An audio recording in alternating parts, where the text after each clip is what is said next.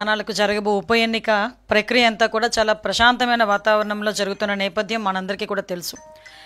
అయితే ఇక్కడ ఏదో దారుణాలు జరిగిపోతున్నాయి, చాలా విధ్వంసాలు జరిగిపోతున్నాయని చెప్పి విలువల గురించి, ప్రజాస్వామ్యం గురించి మాజీ ముఖ్యమంత్రి పులివెందుల ఎమ్మెల్యే గారు మాట్లాడడం చూస్తూ ఉంటే నిజంగా విడ్డూరంగా అనిపిస్తుంటుంది.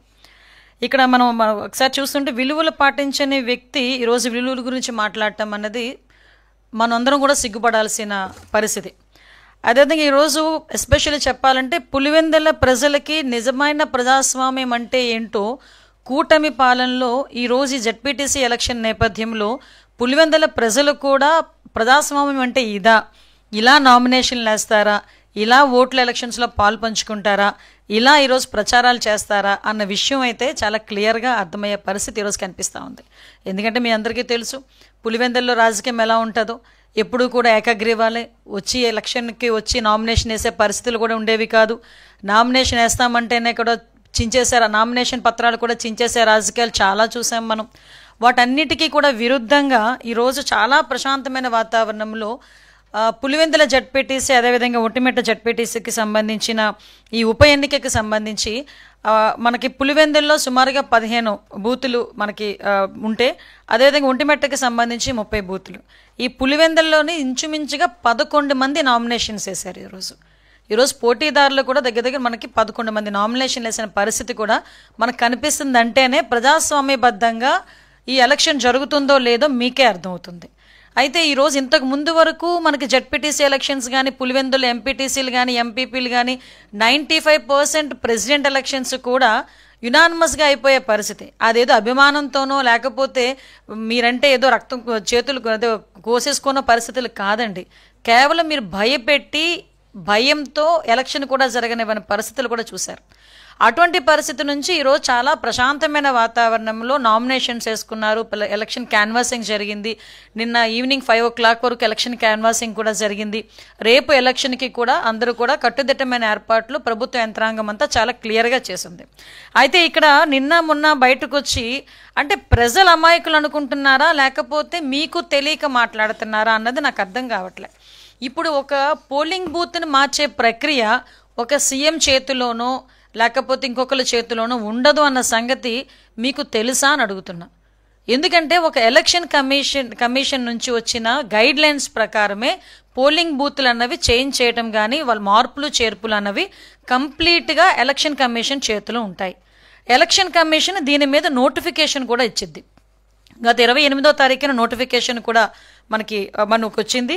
తర్వాత ఈ ఎలక్షన్ నోటిఫికేషన్ రన్నింగ్ కూడా మనకు 30th నుంచి వచ్చింది. దీనికన్నా ముందుగానే మనకి ఎలక్షన్ బూత్లకి సంబంధించి ఏదైనా అబ్జెక్షన్ అలా చేంజెస్ ఉన్నాయి, ఏదైనా అబ్జెక్షన్ ఉంటే కనుక అబ్జెక్షన్స్ తెలియజేయండి అని చెప్పి ఎలక్షన్ కమిషన్ నుంచి 17వ తారీఖున ఒంటిమిట్ట, 19వ తారీఖున పులివెందులకి సంబంధించి అబ్జెక్షన్స్ ఏవైనా ఉన్నాయా అని ఎలక్షన్ కమిషన్ ఒక నోటిఫికేషన్ కూడా జారీ చేసింది. ఆ టైంలో ఏ రాజకీయ నాయకులు కానీ ఎవరు కూడా మాకు ఈ అబ్జెక్షన్స్ ఉన్నాయని చెప్పని కారణంగా వాళ్ళు విత్ ఇన్ ద టైం పీరియడ్లో వాళ్ళు ఆ బూత్ని కన్ఫర్మ్ చేస్తున్నారు. ఇంకొకటి ఇక్కడ విషయం ఏంటంటే జనరల్ ఎలక్షన్స్లో ఎలక్షన్ కమిషన్ కూడా గ్రామాలని పరిగణలోకి తీసుకుంటుంది. కానీ ఇక్కడ లోకల్ ఎలక్షన్స్కి వచ్చేసరికి పంచాయతీలని పరిగణలోకి తీసుకుంటుంది కాబట్టి ఇప్పుడు పోలింగ్ బూత్లకి సంబంధించి మార్పులు చేర్పులు అనేవి జరిగినాయి. ఇది ఈరోజు గవర్నమెంట్ మేమో లేకపోతే సీఎం గారు తీసుకున్న నిర్ణయం కాదు. దయచేసి ఇది ఎలక్షన్ కమిషన్ ప్రొసీజర్ ప్రకారం జరిగిందన్న సంగతి నేను ప్రజలకి చెప్తున్నా.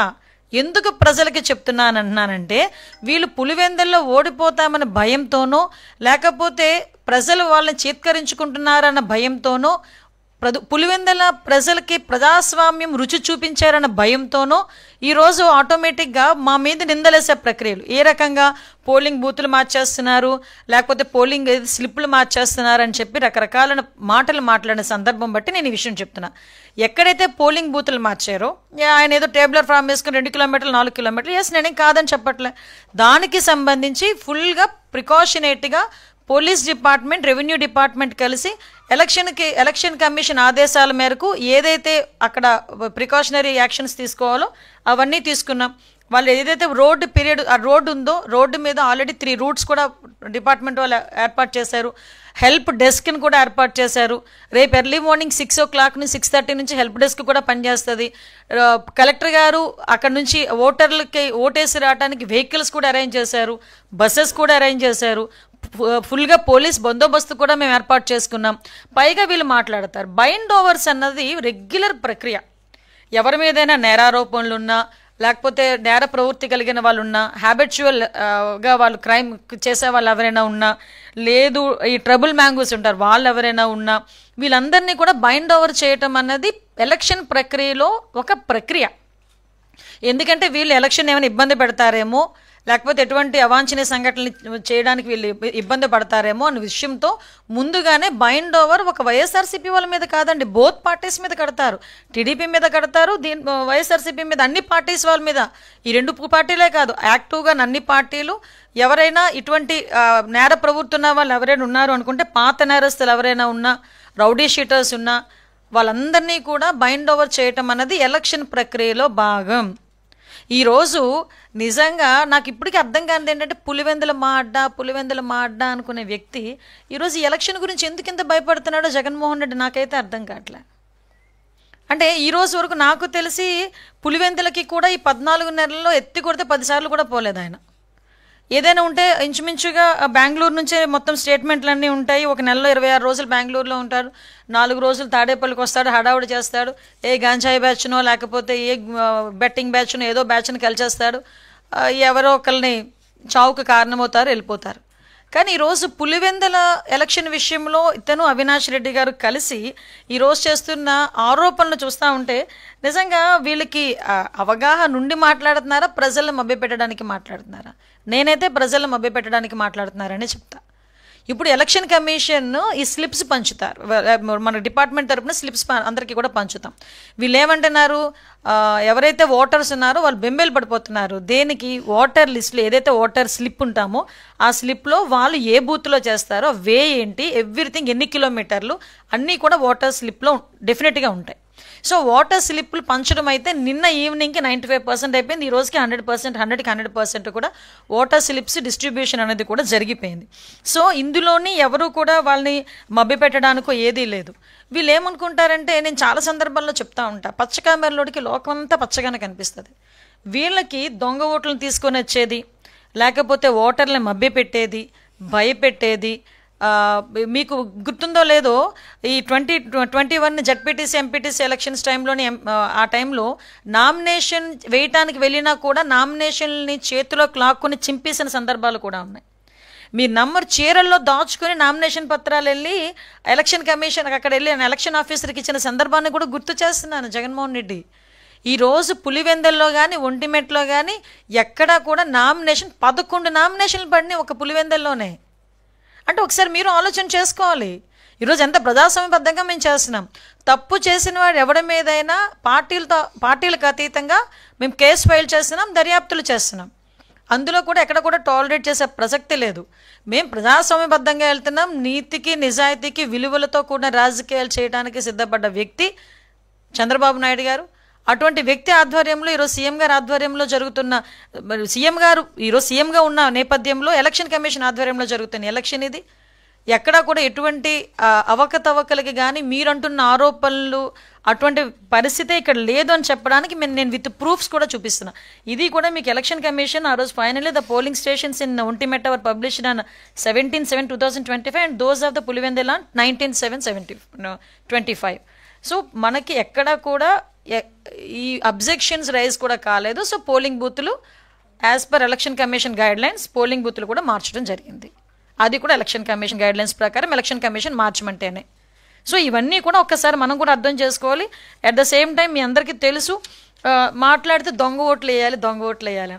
మీకు అబ్జర్వ్ చేయండి, నేను ఎందుకంటే ఒక్కొక్కసారి బాధ, ఒక్కొక్కసారి ఇలాంటి వాళ్ళతోనే రాజకీయాలు చేస్తున్నామన్న పరిస్థితి కూడా మమ్మల్ని ఒక్కొక్కసారి మేము డైజెస్ట్ చేసుకోలేము. ఎందుకంటే లాస్ట్ కుప్పం ఎలక్షన్స్ దగ్గర నుంచి, తిరుపతి బై ఎలక్షన్స్ దగ్గర నుంచి మనకి ఎమ్మెల్సీ గ్రాడ్యుయేట్ ఎలక్షన్స్కి కూడా మనం అబ్జర్వ్ చేసుకుంటే, గ్రాడ్యుయేట్ కాని వాళ్ళని 10th క్లాస్ చదివి ఫెయిల్ అయిన వాళ్ళని కూడా ఆ రోజు ఓట్లు వేయడానికి బస్సుల్లో దింపిన సందర్భాన్ని నేను ఈ టైంలో గుర్తు చేయాలి. అటువంటి సంఘటనలు ఇక్కడ ఎక్కడా జరగలేదే. ఎక్కడ కూడా కనీసం ఒక్క ఓటు కూడా గల్లంత అవ్వలేదే. మీరు ఒక్క ఓటు గల్లంత అయింది అని చెప్పి చూపించమనండి. ఎక్కడ ఒక్క ఓటు కూడా గల్లంత కాలేదు. యాజ్ పర్ గైడ్లైన్స్ ప్రకారం, ఎలక్షన్ కమిషన్ గైడ్లైన్స్ ప్రకారం వచ్చిన ఓటర్లందరూ అందులోనే ఉన్నారు. మేము ఓటర్లను ఎక్కడ ప్రలోభ పెట్టలేదు. ఈరోజు నిజంగా పులివెందులలోని ఓట్లు వేయటానికి వాళ్ళకి ప్రజాస్వామ్యబద్ధంగా వాళ్ళకి నచ్చిన వాళ్ళకి ఓటేయడానికి ఈరోజు సిద్ధంగా ఉన్నారు. వాళ్ళు కూడా ఆలోచిస్తున్నారు. ఒక బాబాయిని చంపిన వాడికి మేము ఓటేయాలా, అతను ప్రపోజ్ చేసిన ఆ వ్యక్తికి మేము ఓటేయాలా అన్నది కూడా వాళ్ళు ఆలోచిస్తున్నారు. మొన్న రాఖీ పండుగ అయింది. 2 చెల్లెళ్ళు ఉన్నారు. 2 చెల్లెల్లోనూ కూడా ఒక చెల్లి కూడా వెళ్ళి రాఖీ కట్టే పరిస్థితి కూడా కనిపించలేదంటే ఆ చెల్లెల్నే భయపెట్టే పరిస్థితిలో ఉన్న వ్యక్తి, బలపరిచిన వ్యక్తికి మేము ఓటేయాలా అన్న ఆలోచనలో పులివెందుల ప్రజలు కూడా ఉన్నారు. ఈరోజు మనం ఆలోచన చేసుకుంటే అంటే తల్లి మీద చెల్లి మీద కూడా ఆస్తి కోసం కోర్టుకెక్కిన మనిషికి మనకి ఏం న్యాయం చేస్తాడని అతను బలపరిచిన వ్యక్తికి ఓటేయాలన్న ఆలోచనలో వీళ్ళు కూడా ఉన్నారు. అంటే నేనేమంటానంటే ఇప్పుడు మీరు కూడా అబ్జర్వ్ చేసుకోవాలి ఒకసారి. మనం ఈరోజు ప్రజాస్వామ్యబద్ధంగా పనిచేస్తున్న ఇప్పుడు జరుగుతున్న ఈ ఎన్నికల్లో అవి జరుగుతున్నాయి ఇవి జరుగుతున్నాయని ఊహాగానాలు చేసేసి ఎక్కడెక్కడో అంటే మేము గవర్నర్ని కలుస్తాం, కలవండి, మంచిదే, మీకున్న హక్కు ప్రకారం మీరు గవర్నర్ గారిని కలవాలి, గవర్నర్ గారికి రిప్రజెంటేషన్ ఇవ్వండి, ఫ్యాక్ట్లు మాట్లాడండి.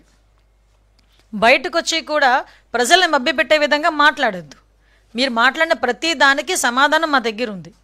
మళ్ళీ చెప్తున్నా, ఎలక్షన్ బూతులు మార్చారని నాకు విషయం ఏంటంటే అవినాష్ రెడ్డి గారు కూడా చదువుకున్నారు. 2 సార్లు ఎంపీ చేశారు. ఆయనకి ఎలక్షన్ రూల్స్ తెలుసు. పోలింగ్ బూత్ మార్చడంలో ఎవరి ప్రమేయం ఉంటుందన్న సంగతి ఆయనకి కూడా తెలియాలి. జగన్మోహన్ రెడ్డి గారు ఎంపీగా చేశారు. ఒక సీఎం చేసిన వ్యక్తికి ఎలక్షన్ పోలింగ్ బూతులు మార్చాలంటే ఏం చేయాలి, ఎలా జరుగుతుందన్న సంగతి తెలియదా? ఈరోజు వచ్చి కూటమి ప్రభుత్వం మీద బురద జల్లేదానికి విపరీతమైన ప్రయత్నాలు చేస్తున్నారు. నేను ఒకటే చెప్తున్నానండి, ఈరోజు ప్రజాస్వామ్యబద్ధంగా జరుగుతున్న ఈ ఎలక్షన్లో కంపల్సరీగా ప్రజలందరూ కూడా స్వచ్ఛందంగా బయటకు వచ్చి వాళ్ళు నచ్చిన వ్యక్తికి ఎన్నుకోవడానికి సిద్ధంగా ఉన్నారు. అట్ ద సేమ్ టైం మీ అందరికీ తెలిసిందే, ఈరోజు జగన్మోహన్ రెడ్డి గారికి పాస్ట్ ఎక్స్పీరియన్సెస్ కొన్ని ఉంటాయి. అంటే ఇలా చేసాం కదా మళ్ళీ ఇలా చేస్తారేమో అని ఎక్స్పీరియన్సెస్ కొన్ని ఉంటాయి. దాని నేపథ్యంలో ఆయన ఎక్కువగా దాన్ని ఏమంటారంటే ఎగ్జాజరేట్ చేసి చెప్తున్నాడు అనమాట. ఆయన అంటే దొంగ ఓట్లను అప్పుడులో తీసుకొచ్చి ఓట్లు వేయించిన ప్రయత్నం చేసింది, ఓట్లు వేయించింది ఆయనే. ఆ నామినేషన్లు చింపించింది ఆయన. సీఎంగా ఉండేటప్పుడు, జగన్మోహన్ రెడ్డి సీఎంగా ఉండేటప్పుడు నామినేషన్లు కూడా జరిగిపోయి చాలామందిని కొట్టారు, హత్యా ప్రయత్నాలు చేశారు, బెదిరించారు, ప్రలోభ పెట్టారు. ఇవన్నీ జగన్మోహన్ రెడ్డి తాలూకా నైజాలు. మేము ఈరోజు ప్రజాస్వామ్యబద్ధంగా ఎలక్షన్స్ నిర్వహిస్తున్నాం. దీనిలో ఎటువంటి అపోహలు పడాల్సిన అవసరం లేదు. ప్రజలందరూ స్వచ్ఛందంగా, పులివెందుల ఒంటిమెట్టలో ఉన్న ప్రజలందరూ కూడా స్వచ్ఛందంగా వచ్చి వాళ్ళకి నచ్చిన వ్యక్తికి ఓటేసుకునే హక్కు, ఆ అవకాశం కూడా గవర్నమెంట్ కల్పిస్తుంది. దానికి సంబంధించిన భద్రతా చర్యలన్నీ కూడా అన్ని ప్రికాషన్స్ మేము తీసుకున్నాం. ఎక్కడ కూడా ఎటువంటి ఇన్సిడెంట్స్ జరగకుండా మేము అన్ని ప్రికాషన్స్ తీసుకున్నాం.